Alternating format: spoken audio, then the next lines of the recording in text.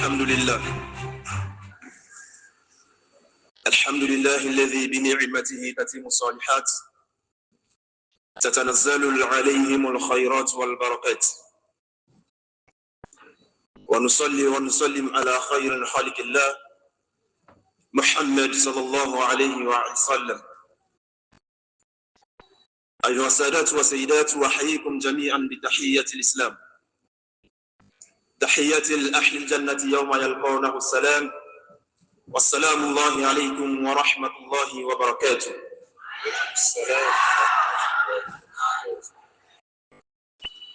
Que la gloire soit rendue à Allah Azza wa Jal, celui dans les mains de qui reposent nos âmes, qui donne la royauté à qui il veut et la retire à qui il veut. Il élève qui il veut et il abaisse qui il veut. Que sa paix et sa bénédiction soient sur notre bien-aimé prophète Mohammed, sur sa famille, sur ses compagnons, ainsi que sur tous les musulmans de par le monde entier. Monsieur le président de l'Union musulmane du Togo, Monsieur le président de l'Association des cadres musulmans du Togo, Monsieur le président du conseil d'administration de l'AIMT, chers parrains et marraines, conseillers, conseillères, chers aînés, amirs, coordinateurs et coordinatrices, messieurs les présidents de section, chers membres de l'AIMT, distingués invités, à vos rangs, grâces et qualités bien observées, du protocole respecté.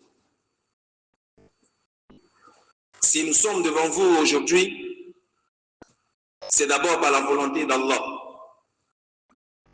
Ensuite, grâce à la confiance que vous avez bien voulu placer en nous. Nous sommes devant vous avec beaucoup d'humilité. Le cœur est rempli de gratitude, mais surtout conscient du poids immense de la responsabilité qui nous est confiée.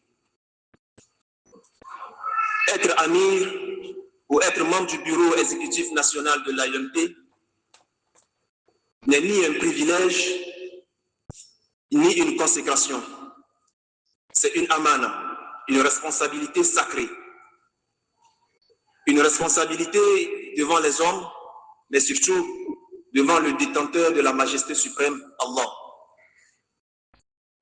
C'est aussi un engagement envers une communauté qui a été bâtie au prix de sacrifices, de dévotion et de foi. Le prophète Mohammed sallallahu alayhi wa sallam nous dit dans ce hadith que chacun de vous est responsable. Chacun de vous est responsable et chacun sera interrogé sur ce dont il a la charge. Et aujourd'hui, ce hadith résonne fortement en nous. 16 mai 1996, 16 mai 2026, 30 ans. 30 ans d'existence. Et quand j'y pense, cela suscite en moi des interrogations que je souhaiterais partager avec vous. 30 ans d'existence. Est-ce égal à 30 ans de présence? 30 ans de formation. Sommes-nous réellement bien formés? 30 ans d'existence. Où se trouve le siège de l'AIMT? 30 ans du concours national de récitation du Saint-Coran. Quel impact nous laissons dans la société? Je pourrais continuer par multiplier les questions, mais je m'arrête ici. Je m'arrête ici pas parce que je n'ai plus de questions, mais parce que les réponses à ces différentes interrogations ne sont pas à mon niveau. À travers ces questions, vous comprendrez que depuis 1996 à ce jour, beaucoup de choses ont été réalisées, mais que beaucoup reste encore à faire. Ces interrogations sont un appel collectif adressé aux membres d'honneur. membres fondateurs, parrains et marraines, conseillers et conseillères, membres actifs. Que chacun, selon son niveau d'implication, fasse son bilan sincère et prenne des décisions courageuses afin de corriger ce qui peut être corrigé, améliorer ce qui peut être amélioré et d'orienter l'AIMT sur la voie de sa vision. À l'horizon 2040, l'AIMT doit être un cadre idéal d'éclosion d'une jeunesse musulmane, fière et responsable de sa foi. Un cadre où vont émerger des hommes et des femmes leaders, imprégnés d'éthique, pratiquant et prônant un islam authentique et participant au développement du pays. Cette vision, que dis-je, cette noble vision, pour pouvoir l'atteindre, nous devons tous nous lever, comme un seul homme, pour relever les défis qui se dressent devant nous. À mon humble avis, notre premier défi, c'est notre présence dans la communauté. Comme l'a dit un jour un de nos conseillers, nous existons certes, mais nous ne sommes pas présents. Le second défi reste la mobilisation et la gestion qualitative des ressources humaines. Le troisième défi, c'est l'obtention d'un local, un siège de l'AIMT, un symbole de stabilité, un point de ralliement pour toute la génération. Face à ces défis, notre choix est clair. Investir dans la formation, car nous sommes convaincus que les ressources humaines de qualité constituent la base de tout développement.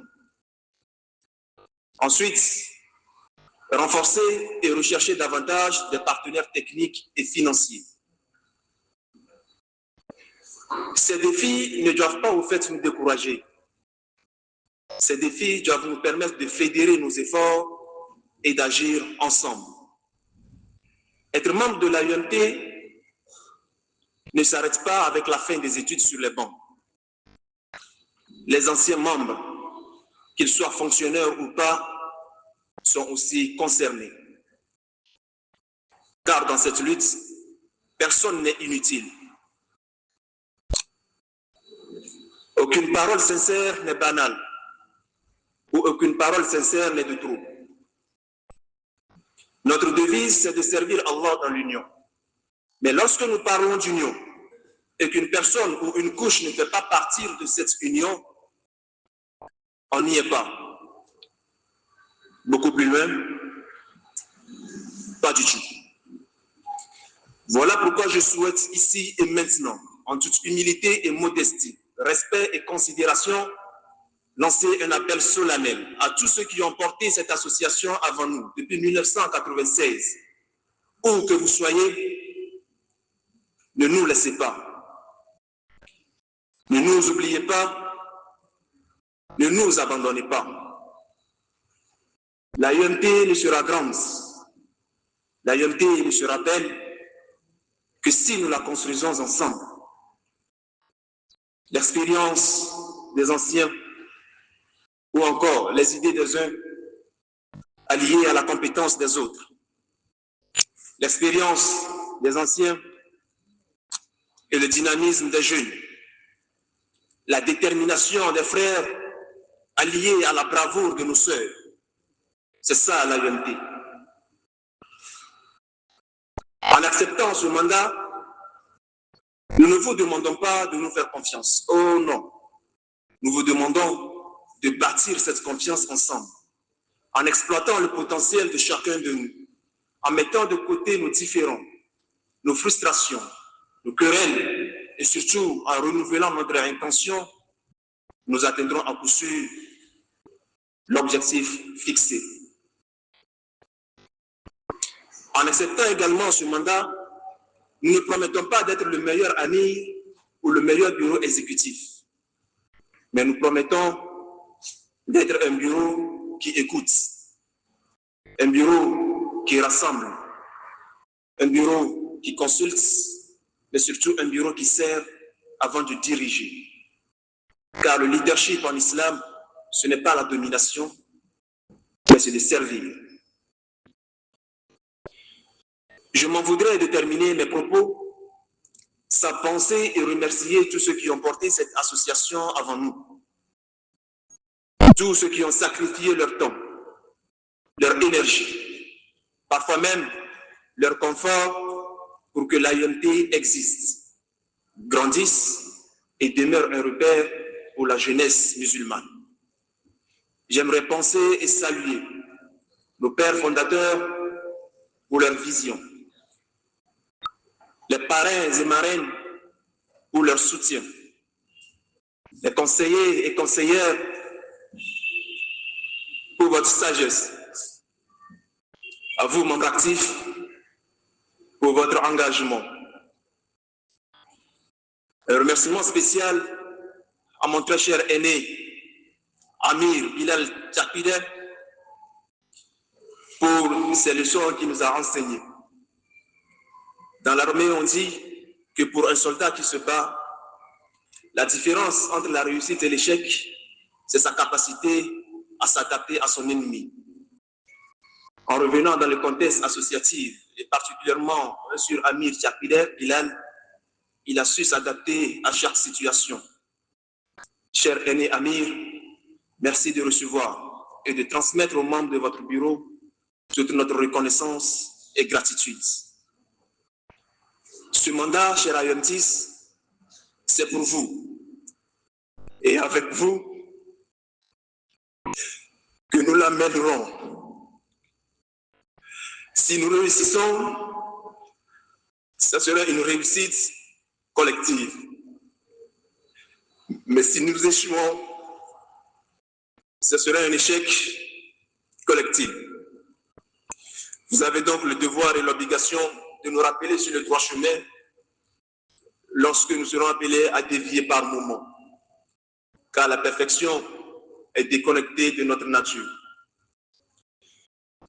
Pour terminer, j'aimerais invoquer la miséricorde de Dieu sur tous ceux qui nous ont devancés.